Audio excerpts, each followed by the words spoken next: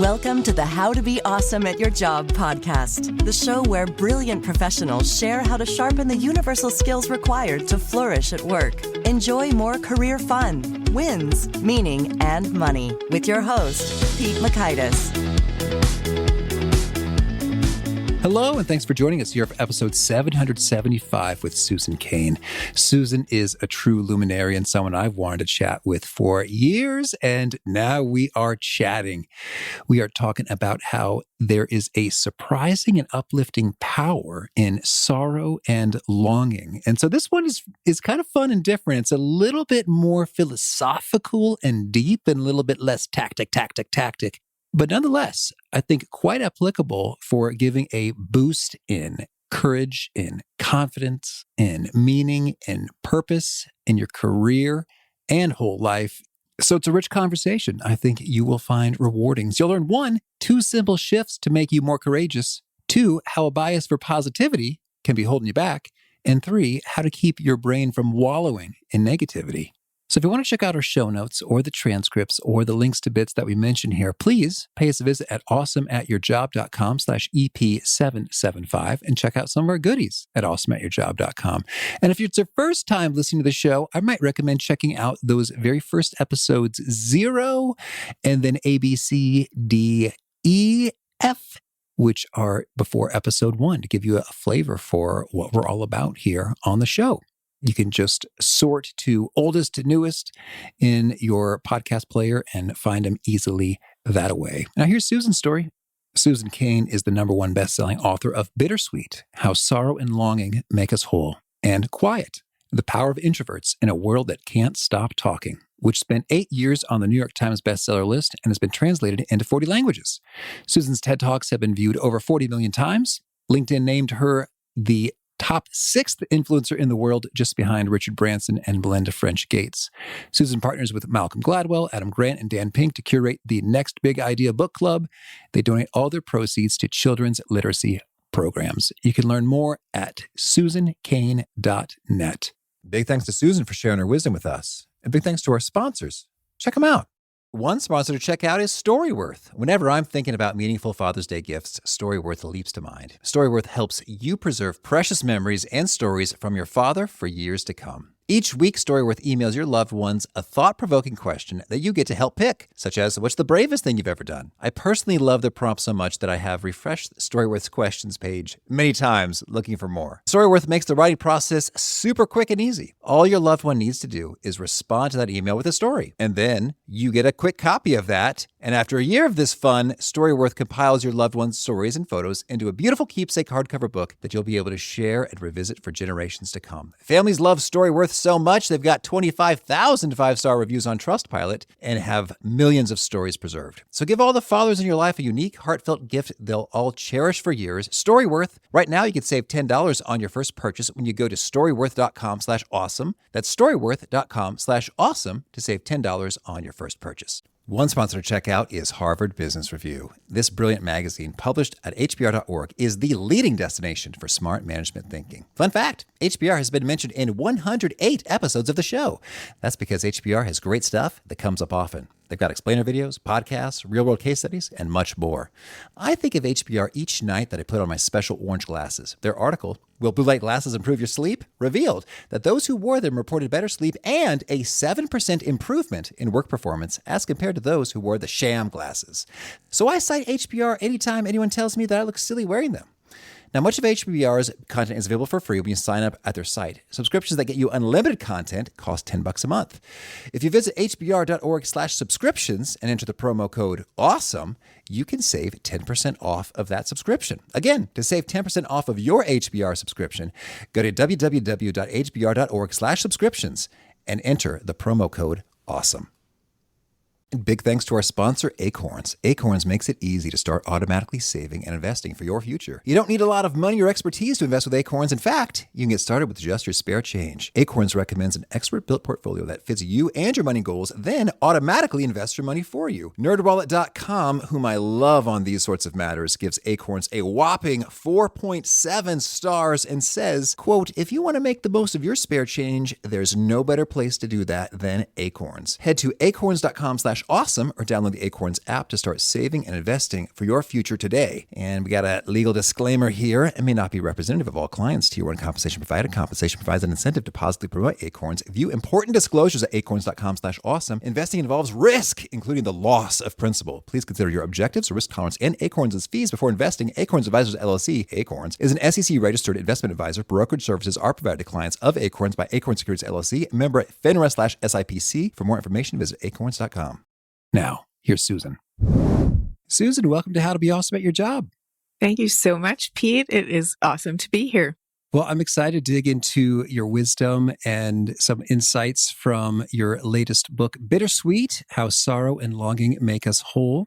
And congratulations on hitting number 1 on the New York Times bestseller list. That's pretty fantastic. Good job. Thank you so much. But maybe first, I'm dying to know, and I think many listeners are as well. So you're also quite famous for your book, Quiet: The Power of Introverts in a World That Can't Stop Talking. And you do public speaking all the time. And I understand that wasn't your favorite thing to do. Could you maybe tell us how you found some growth and development there? And did you learn to enjoy it all the more? Oh, God. Yeah. I mean, so you have to know where I was starting from. Like, it wasn't just that I didn't enjoy speaking. It was that, like, I could sometimes literally vomit before a speech, and I would always lose 5 pounds in the week before a speech because I couldn't eat and I couldn't sleep. Like, it was very intense. And I used to be a lawyer before I became a writer. So during all that time I was a lawyer, I just gritted my teeth through that suffering. But then when I became a writer and I really cared about getting my message out, I didn't want my phobia to stand in the way. So I tackled this issue that I had. And here's the secret. And what I'm about to say applies to any fear that your listeners might have, any fear.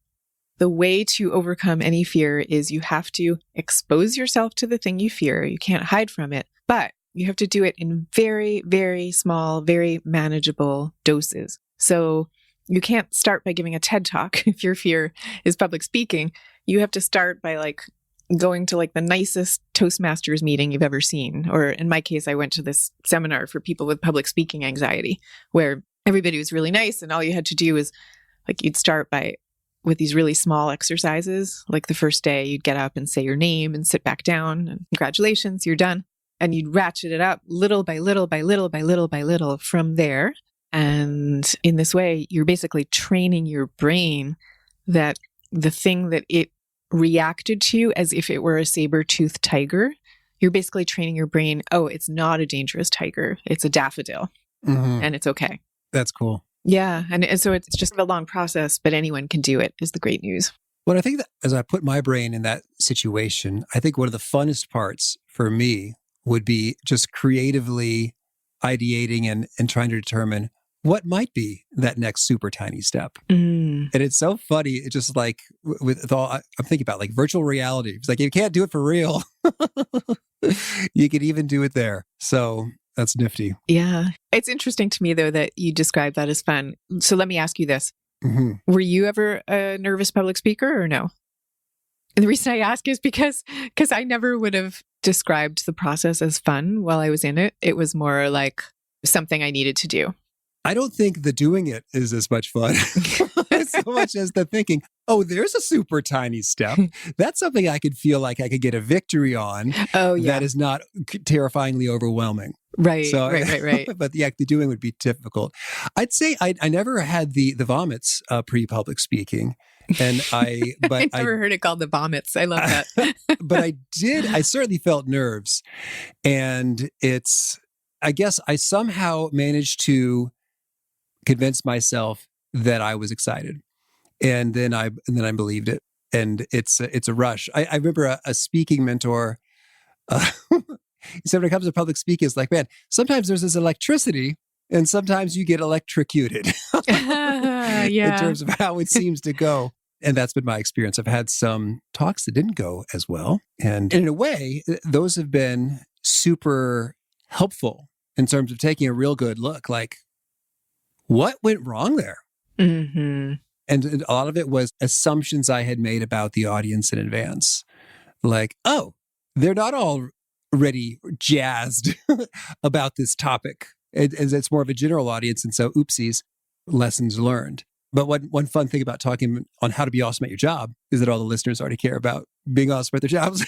So you got that covered. Yeah. So you already know what they're excited about hearing about. Mm-hmm. Well, I'll give one other public speaking hack that I think is really huge for people who are afraid of public speaking, which is that if you are afraid of it, it is because you are attuning excessively to being judged. You know, you're like, your relationship with the audience emotionally is that they are the judge or perhaps the executioner, you know, and you're like the penitent before them. That is not a helpful relationship, obviously. What I would try to turn that into is to think in advance, like what from your heart, like really think at a heart level, what is it that I want to convey? You know, what can I say that's going to be truly helpful today? Even if it's helpful to just one person in the audience, what could I do that could truly like elevate someone's life? And then you're going out there in a spirit of like, what can I give as opposed to how will I be judged? And it's a completely different energy, completely. It's very transformative. I don't find that works if you're like in a state of extreme anxiety. But once you get to the point where it's tamped down and you're like in the realm of manageable butterflies, shifting your energy that way is really transformative. Beautiful. Well, Susan, you're already providing fantastic insights, and we're not even on the main topic yet. So this is going great. Well, all right. Well, tell us, bittersweet. Could you maybe kick us off by sharing a particularly surprising discovery you made while researching and putting this together that has been really striking for folks? I think I know our culture is so confused, so bedazzled by the idea of being positive at all times that it doesn't have the ability to distinguish between this incredibly productive and creative state of bittersweet melancholy versus clinical depression. Mm-hmm. We don't have a language for distinguishing between the two. We don't have a way of thinking about it. Even if you look in the field of psychology, you'll find psychologists talking about this around the edges, but not in the center of the field. And yet, the state of bittersweet melancholy that I'm talking about in my book is one of the greatest power sources that we have of creativity and of human connection and of a sense of self-transcendence and spirituality. So lots of the goodies that lots of people want, both for their work lives, their creative lives, their emotional lives. And yet we're living in a culture that's telling you that the only way to get there is through a kind of relentless, upbeat optimism. And that's just not true. Mm-hmm. All right. That sounds like a thesis statement. I love it. Well, then, could you paint a clear picture for us and draw as bright a distinction as we can between depression and bittersweet? Yeah. I mean, so with depression, you're in a state where it's a kind of emotional black hole. You're in a state of despair. You're in a state of hopelessness. You're not in a state of like being in touch with things. You're in a state of like, I'm worthless. Life is hopeless. I'm cut off. There's nothing to be done. When you're in a state of bittersweetness, you're acutely aware of both the sorrow and the joy in this world and the fact that they're forever paired. But with that comes an acute awareness of beauty and an ability to transform pain into beauty. So it's actually a very hopeful state. It's a state of meaning. It's the reason that after 9/11, for example, we suddenly had a lot of people signing up for jobs as firefighters. And after the pandemic, we've suddenly had a lot of people enrolling in medical school and nursing school. And neither of those responses make sense on their face. It's kind of like, here are people reacting to dispiriting and dangerous situation by signing up for more danger, like signing up to be at the heart of the danger. But what they're really doing is they're turning in the direction of meaning, which is what people have the capacity to do. We have the capacity to respond to life's difficulties by turning in that direction of meaning in our careers and in our life orientation. Mm-hmm. Thank you. And I'd love it if we could continue of painting the picture of what you call bittersweet. I guess as I'm thinking about 9/11, for instance, and where I was and what's going on, like I felt confusion, sadness, shock, anger. Whereas I think of bittersweet as like, oh, my baby's growing up. And so that's what I first think about when a beer's like, oh, Yeah, sure. she doesn't want to be held as much or kind of whatever. Yeah. So that's kind of what leaps to mind when I have the word bittersweet to me. Can you unpack a bit more of the vibe, the texture, the look, the sound, the feel of bittersweet as you describe it? Yeah. And actually, the example of your baby growing up is, I think it's a fantastic example because bittersweetness really is, it's about, as I say, the pairing of joy and sorrow and the fact that that's what this life is. But it's also about the recognition that everyone and everything we love most will not stay the same, will not live forever, all of that. And then what comes with that is this beauty. I have a bittersweet quiz that it's at the beginning of the book, and it's also on my website for people who just want to take it quickly, which is susancain.net. But I can give you a few questions from it to give you a sense. Alrighty. So one question is, do you react intensely to music, art, or nature? Another question is, do you draw comfort or inspiration from rainy days? That's like cozy, poetic, rainy day vibe. And another one is, do you like sad music? We actually know that people listen to the happy songs on their playlists about 175 times, but they listen to the sad songs 800 times. And we know that it's the sad music that gives us the goosebumps and the chills, as opposed to the happy music. And I love the happy music, and the dance music is great. It's just that there's something in that vein of art created with a tinge of melancholy that gets people in the real heart. Yes. Which is something for creatives to know in general. It's like it's sort of the secret to the creative sauce. Yeah. Well, you talk about happy and sad songs. I think that really does nail it because I'm imagining, like your wedding playlist, like too hot, damn, so there's that. And so that's fun. But then as I'm thinking like sad songs, the first thing that came to mind was Champagne High by Sister Hazel, which if you look at the lyrics is really heart-wrenching. It's about a person who is at someone else's, geez, I'm getting choked up. I was like, he's at someone else's wedding that he was in love with and he had hoped to reconnect, but it just didn't quite work out. Like, doof. Oh, wow. Like, whoa. Yeah, like if you put yourself there, it is deeper and it's hitting the heart. And at the same time, it's not all just gut-wrenching tragedy. It's like, we had something beautiful, didn't we? And so there it is. Yeah. Because what you're really talking about is longing, which is the real key to human DNA. Like, that's really what drives us at the end of the day. I mean, you look at every single religion, they're all about the longing for the more perfect and beautiful world, right? It's like you're longing for the Garden of Eden. You're longing for Mecca. You're longing for Zion. The Sufis long for the beloved of the soul. That's what they call the divine. And then we do that creatively too. We have Dorothy is longing for somewhere over the rainbow. That's really what glamour is. Like, if there's anybody listening where you're in a glamour field and that's what you need to understand what glamour really is, it's basically, glamour is like, it's a pictorial representation of that perfect state of perfect love and perfect beauty in an otherworldly sense that we long for. Like that's why there's the kind of iconic image of the shiny convertible driving around the bend to nowhere. And inside the convertible sit the beautiful couple. And it's like a representation of this perfect love. And they're driving around the bend to the perfect unseen. That's what drives people. And what's interesting as I think about such a scene, one's emotional response would be, I want that. Yes. Or, oh, I'll never have that. and then maybe that's our distinction right there. The latter, it's has a bit of hopelessness going on.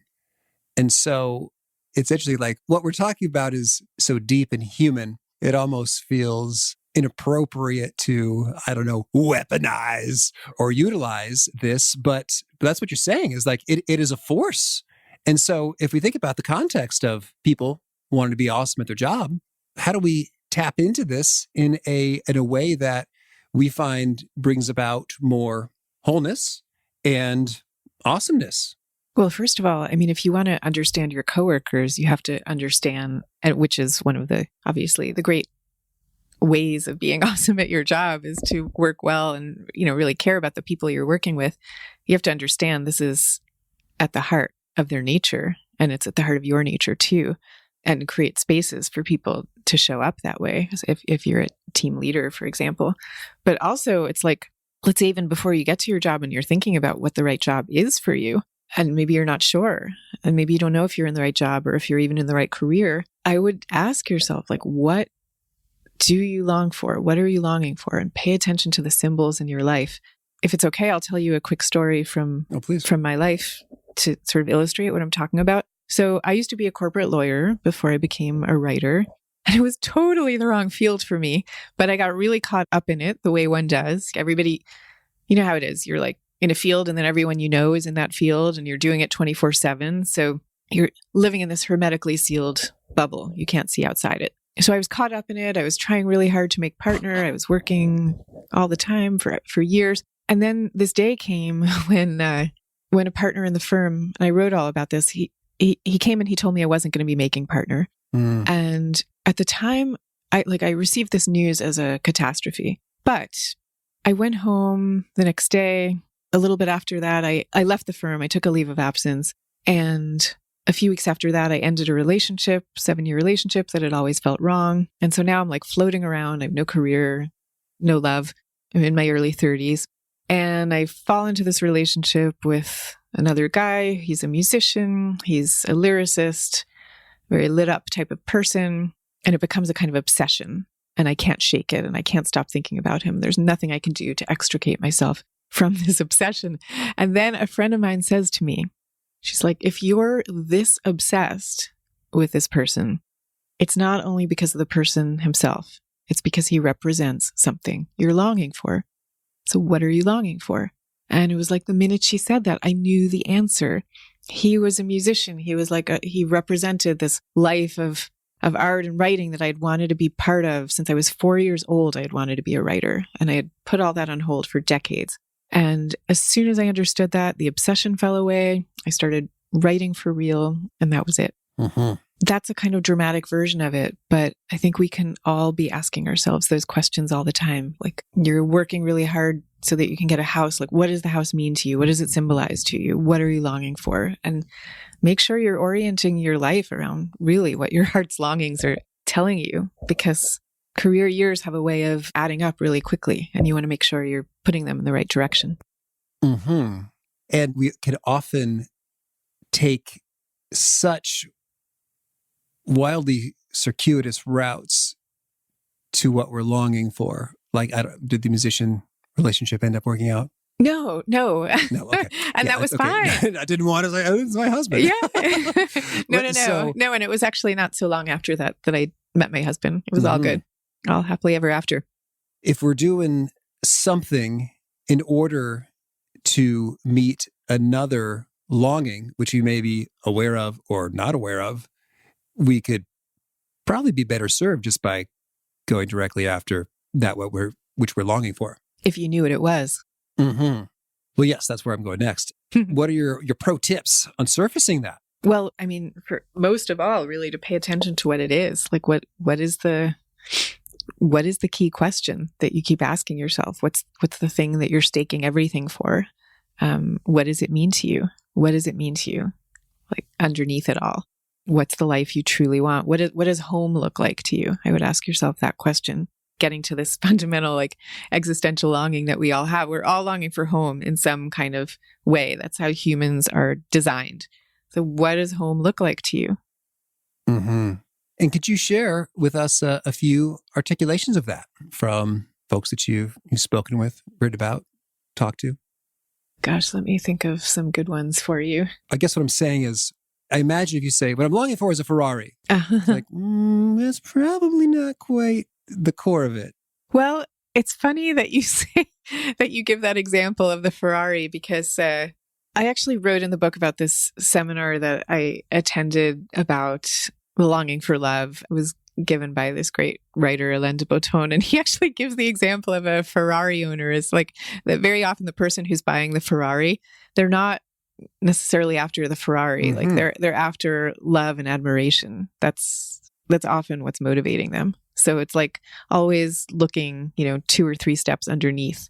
Very often when you feel like absolutely driven by something, there's often something going on underneath it, to ask yourself what the true motivation is, what the true source is. So here's another example of somebody who I interviewed. So she had been working at an international consumer goods company, doing sort of consumer research for some years. And in this work, she, part of what you have to do with consumer research is you're listening to the stories of your consumers, right? You're asking them a lot of questions, which is something she found that she loved doing. She loved listening. She loved drawing them out. She loved hearing their stories. And the more she did this and the more she listened to the women's stories and the women's dissatisfactions, the more with their lives that they were talking to her about, the more it touched some kind of like a primal longing in her to go back home. She was from the Middle East originally. She had come from a family where there'd been a lot of suffering and abuse of the women in the family. And she realized what she wanted to do was like a kind of healing work of the kinds of women who had been in her family, who these women in the consumer research job had reminded her of. And they kind of like set this longing alight in her. And so she goes back to the Middle East and she starts, and I'm being vague about where she's from because she didn't want me to use her name, but she starts a not-for-profit where she's helping refugees and helping former women prisoners. And she's doing this work for them, but what she's really doing is trying to correct some of the wrongs that had been done to the women of her family. And it was like, that was when she started to feel whole, is when she did that kind of work. Whereas the whole time she'd been at the consumer research firm, she was like fascinated by the stories, but felt a kind of, she called it like a numbness and a deadness inside. And she started to come alive when she did that kind of work. But what ignited in her was the moments of listening to those women's stories and realizing that was like touching off the longing in her. So is that the pathway that this often goes when you zero in on the longing and then you go pursue that well? Wholeness and aliveness is on the other side?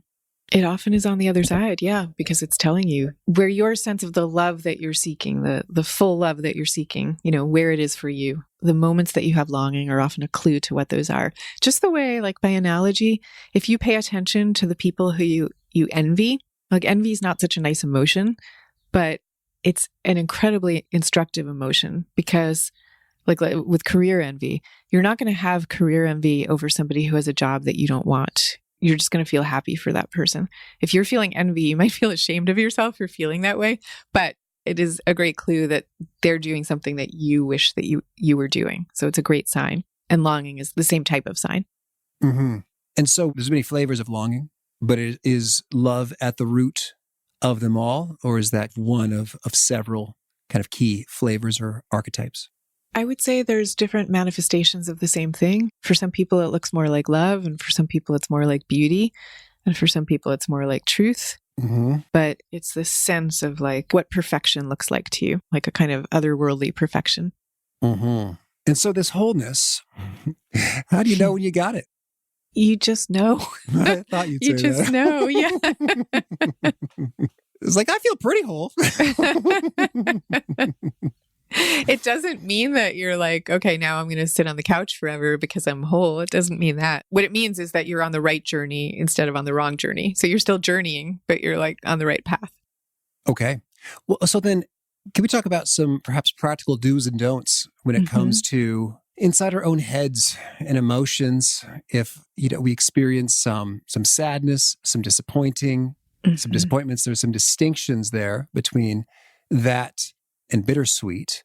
And so how do we think about running our brains and our emotions optimally in that, I guess, it could conceivably be possible to quote unquote wallow or be torn apart sounds dramatic, but I'm thinking of my kids and Daniel Tiger and Big Feelings right now. It's like, as you're exploring yourself and you're finding these breadcrumbs, how do you recommend that we explore, engage in a way that's likely to lead to insight and constructive goodness versus, for lack of a better word, wallowing? No, I'm actually glad you're using that word wallowing, because I think that that is the fear that many people have if they tune into this aspect of their emotional lives. I think they're afraid they'll start wallowing and never come out. So they'd rather not go there at all. But it doesn't have to be that way. Just remember the art is like to balance it all out. But one really great technique, just to keep it super practical, is the art of expressive writing, which basically means, especially when you're feeling something that's amiss, something that's wrong, something that's upsetting you, whatever it is, to just quickly write it down, and don't try to write it well. You might rip it up as soon as you're done writing, but the very act of articulating what you are feeling, what you're experiencing, is incredibly transformative. And we know this from the work of the psychologist James Pennebaker at UT Austin, who's done all these incredible studies, finding that when people do this, it improves their health, it improves their career success, it improves their sense of well-being.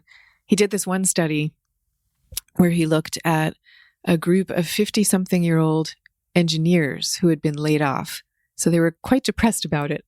And he asked half of them to do what I just described, to write down what they were truly thinking every morning. And then the other half would just write what they had eaten for breakfast that day. Mm-hmm. And the first group who'd written down truly the expressive writing, they were, I think it was 3 times more likely to have found work several months later. They had lower blood pressure. They had a greater sense of well-being. Like, just these astonishing findings that you can't even believe are true, except he's repeated these studies again and again in all different circumstances. So this is something that we could be doing privately. This is something we could be bringing to our teams. We could be distributing blank notebooks and having time for people to kind of, in an alone together way, write down what we're thinking. You can invite people to share if they want to, but they don't have to do it. But it's just creating spaces for people to show up to themselves, if not to each other, in a fully whole way. And so with the expressive writing of what we're feeling, that's just the extent of the prompt. Hey, what are you feeling? That is the extent of the prompt. Yeah, what is it? And if there's something that's upsetting to you right now, write it down. Just get it out. Don't worry about the grammar, the spelling, or anything. Just get it out. Get it out. What ends up happening, you don't really need the prompt. What ends up happening is that people just instinctively start writing in a way that is trying to make sense of their experiences. At a certain point, they start doing that for themselves. And so they start using words like, oh, what I've learned is, or what I'm thinking actually happened was, and that may be where some of the magic lies. Mm-hmm. Yeah, that's interesting. Because I'm thinking right now, I'm kind of sick. I don't like it. Sorry to hear that. Thank you. You don't look or sound sick. What's up? We're getting better. Oh, man, we got some COVID, to sinus infections going through the whole family. Ugh. Oh my gosh. You're very matter of fact about it. Well, we've had COVID before, and so the worst is behind us. But yeah, it's so that's unpleasant, and so yeah, I'm sorry. I guess as I think about it, you can arrive at, on the surface level, it might not seem like there's much to it. Yep, being sick sucks. That's true. But as I think about it more in terms of the why? Well, what's so troubling about that for me? And how do I feel diminished? And why does that matter to me? Then if we start to get into some interesting themes that can be insightful and actionable. Yeah, that's right. And I'll give you a way to do that, but also to then kind of do the same thing, but sort of turn it outwards.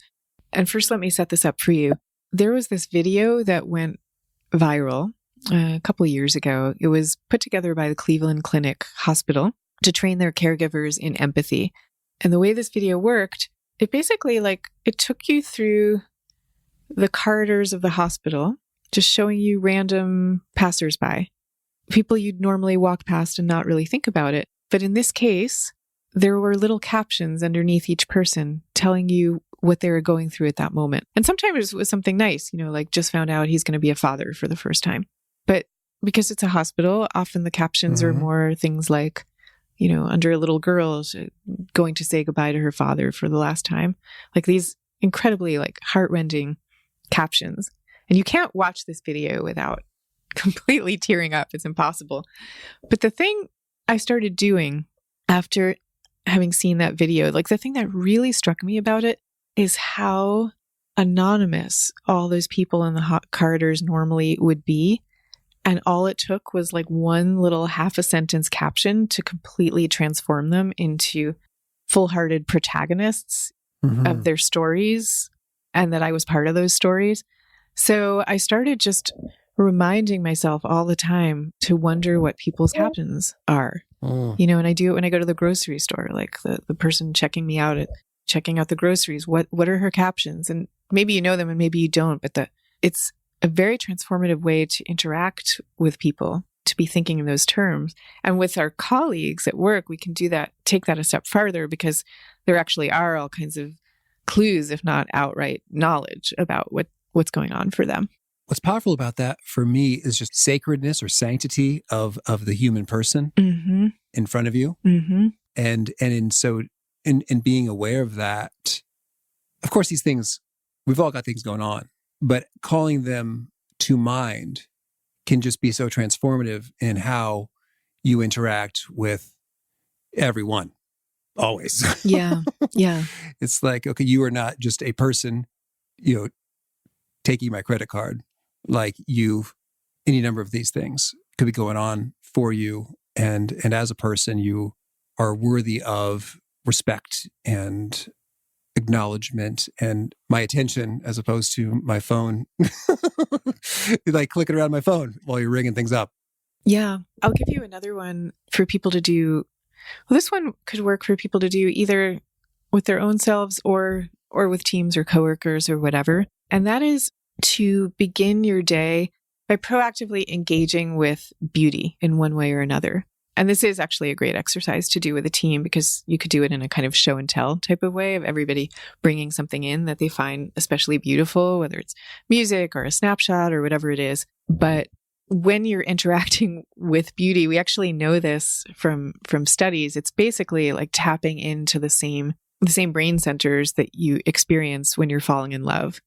So it's like really tapping into your reward centers, and it's tapping into a state of that kind of predisposes you creatively. So I did this the whole time I was writing my book. I was following all these art accounts on Twitter.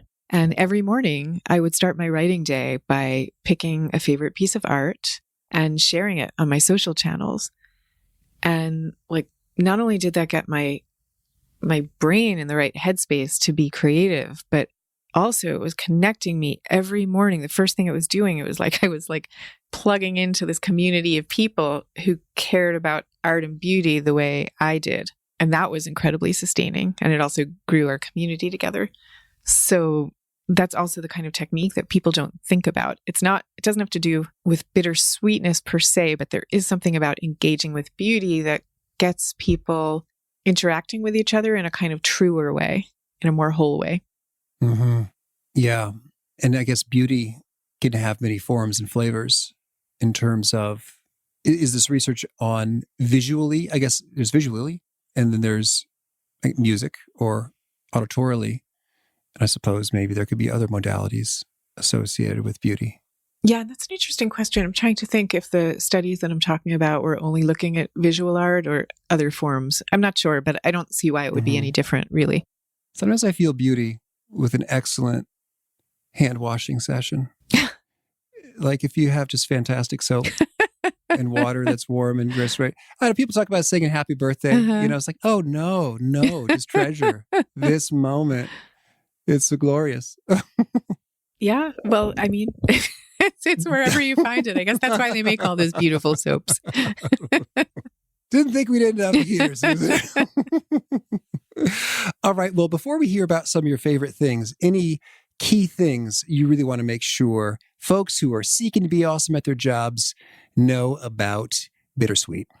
I think we've covered a lot. I guess I would say for those who are on the creative side of the work life, to just know that one great thing you can do creatively, it's like whatever pain you can't get rid of, take that and make it your creative offering.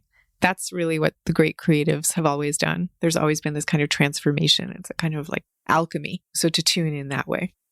Beautiful. Thank you. Well, now could you share a favorite quote? Something you find inspiring? I'll give you the quote that I used as the epigraph for Bittersweet, which is kind of like my whole philosophy in this book. It comes from Leonard Cohen. And the quote is, "There is a crack in everything. That's where the light gets in." Mm-hmm. Thank you. You're welcome. And a favorite study or experiment or bit of research? I'll give you one that I also talk about in Bittersweet, and it comes from Dacher Keltner, who's this great psychologist of Berkeley. And he has studied what he calls the compassionate instinct. And he basically studies the way in which the expression of sorrow is a kind of bonding agent for humans. And that this is because we're evolved to be able to take care of babies who are utterly vulnerable and dependent on us. But from that beginning comes our greater ability to respond to vulnerabilities of all kinds. So what he figured out is that we all have a vagus nerve, which is this big bundle of nerves in our bodies. It's extremely large. It's extremely fundamental. It regulates our breathing. It regulates our digestion. And also, if you see another person or being in distress, your vagus nerve will become activated so that, like, on a preconscious level, you're not going to feel good for as long as you see someone else in distress. You're going to want to do something about it. So I would say that's my favorite research, this compassionate instinct that Dacher has found. That is so true. I saw someone fall off their bike today outside my office window. I was like, oh my gosh. Yeah. Are they okay? Do we need to go down there? Yeah. Wait 8 seconds. Oh, they're cool. They're cool. They're laughing it off. They're getting back to the bike. Okay. Well, he has this term that he calls vagal superstars for people whose vagal nerves are really, really reactive. So maybe you're one of those. Possibly. And a favorite book? One that's coming to mind right now is the book Flow by the psychologist Mihaly Csikszentmihalyi. Mm-hmm. He's the psychologist who basically discovered the idea that humans are really at their best, you could say most happiness, but just like at our most switched on when we're absorbed in an activity that's completely engaging to us. And we're kind of surfing this channel in between boredom and anxiety. So it's difficult enough that we're not bored, but it's not so difficult that it's making us anxious. We're just like completely happily switched on and engaged.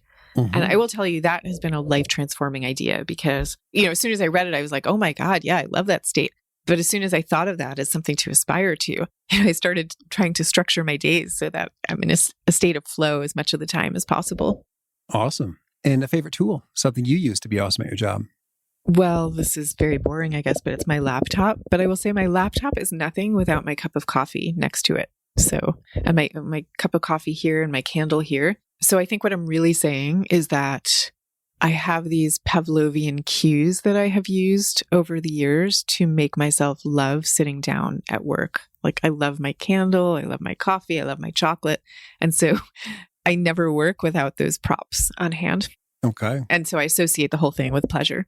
And is there a particular nugget you share that seems to really connect with your readers, listeners? A Susan Cain original that is quoted often? I don't know. I will say that I think that the work that I do, like with Quiet and with Bittersweet, the thing that holds them in common is they're both about the idea of finding a kind of hidden superpowers that tend to be undervalued in our culture that celebrates like the loud and the shiny and the glib and the cheery. It's saying there's something underneath all of that where there are really deep riches to be had. And if you think that we all have different superpowers, right? But if your superpower happens to be in that mode, go forth and use it. Far from feeling ashamed of it, realize the power that you possess and go and use it. Mm-hmm. And Susan, if folks want to learn more or get in touch, where would you point them? So my website is susancain.net, and there's a newsletter that you can sign up for there and lots of information and also courses. I have these audio courses that you can take where I send you kind of little audio and written texts every morning. So that's at my website, susancain.net. And I'm also on Facebook, Twitter, LinkedIn, and Instagram. So you can find me there too. All right. And do you have a final challenge or call to action for folks looking to be awesome at their jobs? I'm going to say what I said before, like use your superpower, whatever it is. Figure out which one is yours and use it. All right, Susan, this has been such a treat. Thank you for sharing and keep doing the great work you're doing. Thank you so much, Pete. And I really hope you all feel better. No, thank you. I really appreciated Susan's perspective about paying attention to what you're longing for and envious of to uncover what could really be a powerful driver for motivation, fulfillment, wholeness. Reminds me a bit of the conversation we had with Marcus Buckingham about those red threads. So you might want to check out that one as well. Again, the show notes, the transcript, the links to items we've referenced are at awesomeatyourjob.com/EP775. Hope to catch you next time. And peace. Thanks for listening. To get the most out of the show, we recommend 2 key things. First, check out the extra resources at awesomeatyourjob.com. You can find this episode's transcript and links, as well as the perfect episode for your situation. You can search the full-text transcripts of hundreds of episodes or explore episodes tagged by topic and competency covered. Second, subscribe to the podcast and get future episodes automatically. You can subscribe by telling Siri and several other smartphones and speakers, subscribe to the How to Be Awesome at Your Job podcast, or by tapping subscribe in your podcast player of choice. If you'd like some extra help figuring out podcasts and how subscriptions work, visit awesomeatyourjob.com/subscribe for guidance. Hope to catch you on the next episode of How to Be Awesome at Your Job.